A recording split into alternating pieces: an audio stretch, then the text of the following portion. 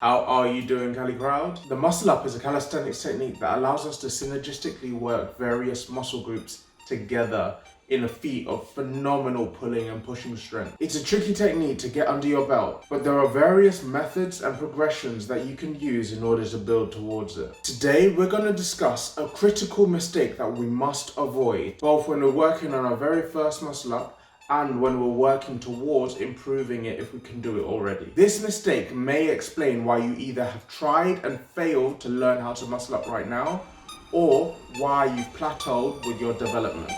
Let's get into it.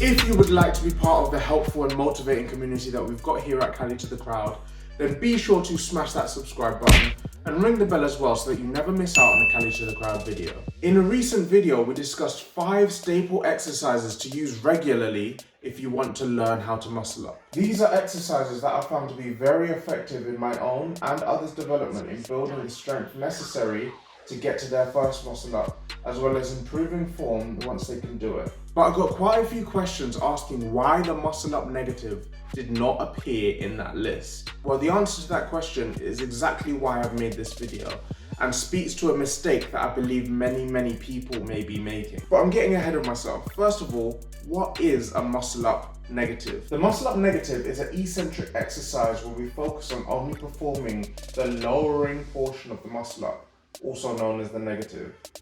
Here we start at what would be the top of the muscle up and slowly control the body weight on the way down to a dead hang. Once we get to the bottom, we reset and do the move again. The reason for doing this is that in the eccentric phase of a movement, we are a lot stronger. And so if we can't perform a muscle up just yet, we can use the muscle up negative to great effect to perform the part of the movement that is both relatively easier and provides the most strength and power benefits. But, and this is a big but, if you are doing this exercise regularly, I'm talking about 4 or 5 times a week, you are probably doing this wrong. I already mentioned that during the eccentric phase of an exercise, our muscles are far more capable of dealing with heavier loads. But during eccentrics, we are far more susceptible to joint strains, especially when we're dealing with movement patterns that we're not familiar with. In a move like the muscle up negative, we're placing a lot of strain on our shoulders and our elbows in a movement pattern that we may just not be used to. Couple this with the fact that you could be coming down at speed and without control, and you have a recipe for a nasty injury. I would highly suggest that if you want to work the muscle up negative, but you just can't control it yet, work on some form of assisted muscle up negative, such as keeping your feet on the ground while you do it to help you with the movement. But let's park that for a second and let's assume for a second that you can control a muscle up negative. Well, you still shouldn't be doing this exercise in back-to-back workouts.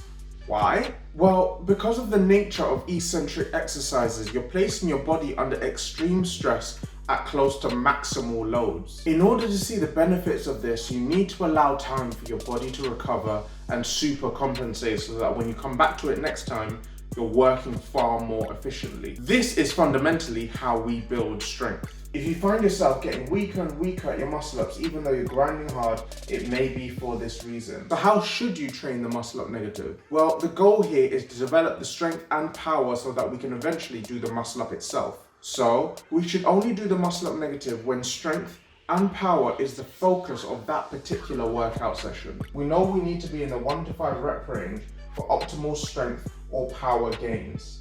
So try to avoid putting the muscle up negative in with a session where you'll be performing lots of exercises in, say for example, the 12 to 15 plus rep ranges. During these negatives, go as heavy as you can while still being able to control for 3 to 7 seconds. If you find 3 to 7 seconds too easy because you're used to doing 20 or even 30-second eccentrics, then either load up on some weight or get a friend to hold your legs and pull you while you resist on the way down. This exercise should be done heavy, not slow. Perform the muscle up negative for 3 sets early into your workout while you're feeling strong, then allow 3 days at least before you perform them again. Once the focus of your session shifts away from power and strength, and perhaps for a week or for a month you're working on developing hypertrophy, so in that 8 to 12 rep range, then temporarily remove the muscle up negative as an exercise until you come back to focusing on power and strength again. I've always compared the muscle up negative to a special attack in a video game.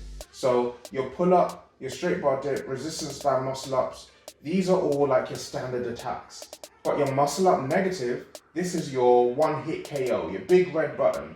Not to be used often, but super effective when you do use it. I'm going to leave a link in the description below for anyone that wants to dig deeper into the reputable research on eccentric training. If you enjoyed the video, be sure to leave a like as it really helps out the channel, and I'll see you guys in the next video.